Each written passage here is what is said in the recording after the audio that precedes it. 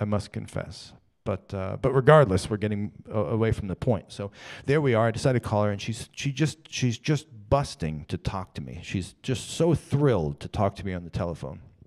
So I say Happy Mother's Day, and we go through all the niceties and the pleasantries that you go through as a mother and a son when you don't really want to talk about the issue, the 800-pound elephant that's in the room, which you never want to talk about. But unfortunately, because my mother and I are both kind of bullheaded, and we enjoy doing the things that normal people stay as far away from as they possibly can, which are the two things, talking about religion and talking about politics.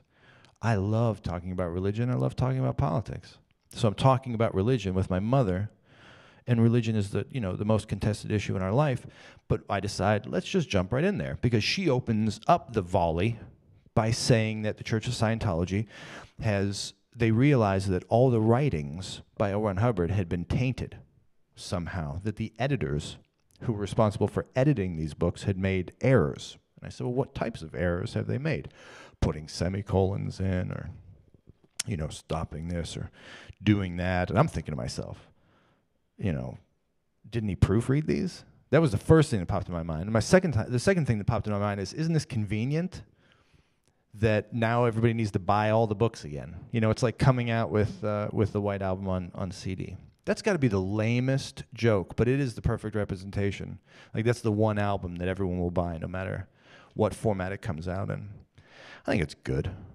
Can we get a show of hands pro White Album? Yeah, see? If you can get something that gets this varied a group of 30-year-old white males to put their hands up, that really means something.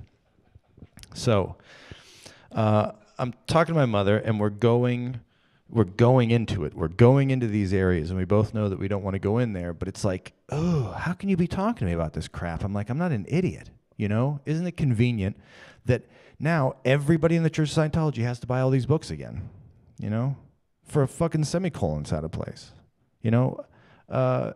look, you're never going to get language perfect. Leave the fucking semicolon, I mean, I understand that you're dealing with life and death here. You're dealing with operating thetans, and you're dealing with clearing the planet, and you're dealing with all these things, but nobody fucking freaked out, You've been growing like a mold for the last 20 or 30 years. Like, so all that's null and void, everything that all these people have done, it's going back and forth like this, and then it comes to that moment when both of our stomachs, I'm sure, are tightened. And you just don't know what to say. You just kind of want to say, well, hey, Mom, why don't you go fuck yourself? And hang up the phone, But you don't. You try to push through it. And then I decide, you know what? I'm going to do it. I'm going to lay it out on the line here. It's Mother's Day. I'm laying it out on the line. I'm putting it out there. I have to. It's going to drive me crazy. So I said, Mom, here's the deal. I feel like you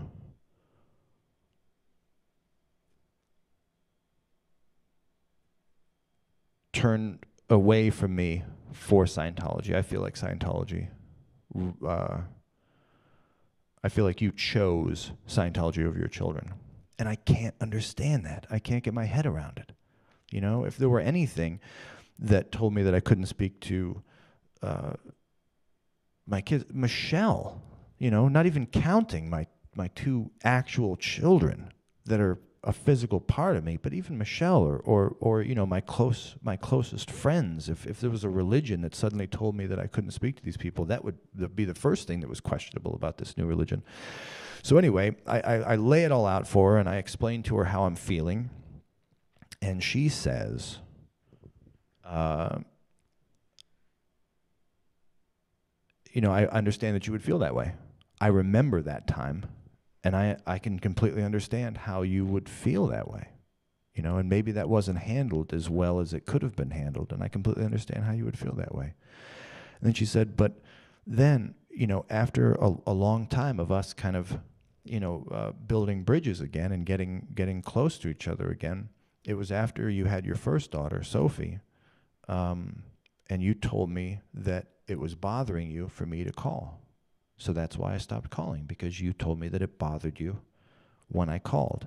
And as a mother, the last thing in the world you want to do is make your son feel uncomfortable. So I said, wow, what? It was just so shocking to me that she would say this. And then she said something that completely fucking blew me away. She said, Eric, and then she starts crying, which of course I start crying. And she says,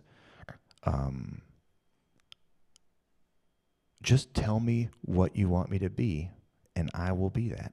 Just tell me what kind of mother you want me to be, and I will be that kind of mother to you. And I just, it was like there couldn't have been a thing that she could have said better in that moment, you know? It was like, it was the most perfect thing that she could have possibly said in that moment, because there wasn't any imposition whatsoever.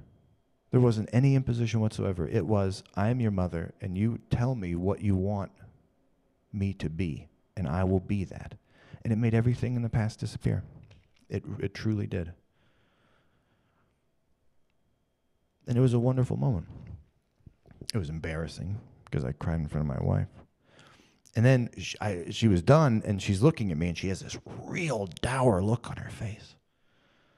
And I'm like, oh, you know, do you think it was a bad decision for me to get back in touch with my mother? Like, do you think I opened myself up? Do you think she'll hurt me again? You know, like, why, what is this look on your face? Why do you have this look on your face? And she said, it sounds like you've wished a happy Mother's Day to everyone except me. And I was like, oh, shit. Newman. So I was like, wow. And then obviously I fawned attention over her for the rest of the evening.